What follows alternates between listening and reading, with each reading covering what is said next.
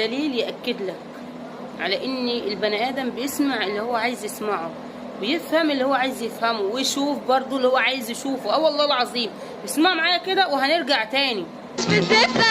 يا حدقة يا متنجم، يا حدقة يا ميت نجف، يا ميت نجف، يا حدقة يا ميت نجف. ولكن طول ما البني ادم نيته اوسخ من هباب البرك عمرها ما هتنضف. والله عمرها ما هتنضف. فانتوا عايزين تسمعوا حاجه زي كده؟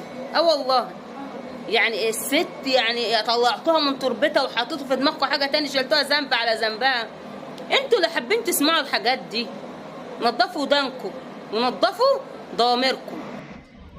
السلام عليكم ورحمه الله وبركاته. بصوا الفيديو يعني حلو.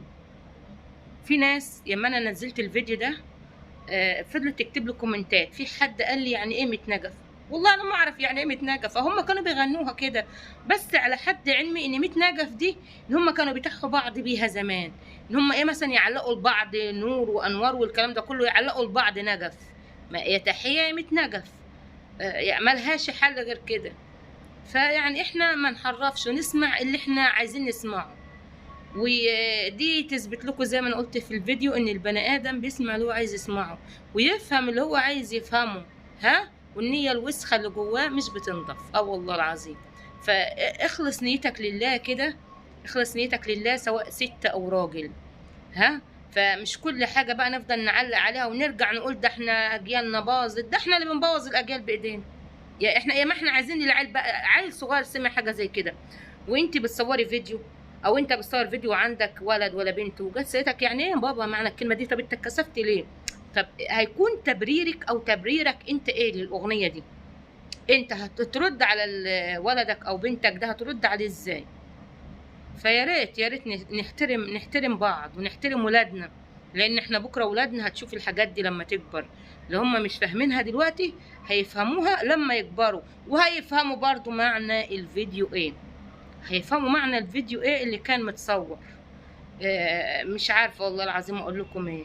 فالاعمال بالنيات، وانتوا يلا ونيتكم والله يسهل لكم، ربنا يسترها ان شاء الله. عايزه كومنت حلو كده ولايك جميل منكم يا احلى اخوات. ترفعوا عنا القناه، ربنا يحفظكم. متنسوش تشتركوا طبعا وتفعلوا الجرس يوصلكم كل جديد مع قمر بنت البلد. وتقولوا لي برضو ايه رايكم في المحتوى بتاع الجديد ده. ولاقيه تفاعل بسم الله ما شاء الله، ولاقيه كومنتات جميله جدا هناك برضو مكان ما نزلت الفيديو. فيا رب تشوفوه هنا برضو، وتشوفوا كل الفيديوهات هنا، وتشوفوا المحتوى بتاع الاول اللي انا كنت بعمله اول ما شلت فيديوهاتي. ما شلتش الفيديوهات بتاعتي، فيديوهاتي موجوده تمام.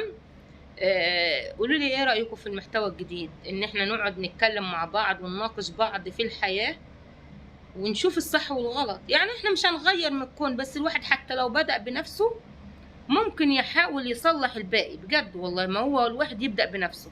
لو انا بدأت بنفسي ومشيت صح، وانت بدأت بنفسك ومشيت صح، بكرة التاني هيبدأ بنفسه برضه.